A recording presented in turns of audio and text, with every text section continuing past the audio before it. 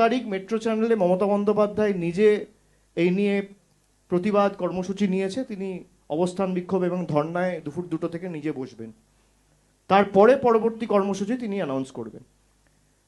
তারিখ, আগামী 6 তারিখ মেট্রো চ্যানেলে, মানে প্ল্যানেট ইস্ট, যেখানে মমতা বন্দ্যোপাধ্যায় অনশন করেছিলেন, সেই একই জায়গায় আমরা অলরেডি দলের তরফ থেকে একটা চিঠি অথরিটিসদের কাছে জমা করেছি।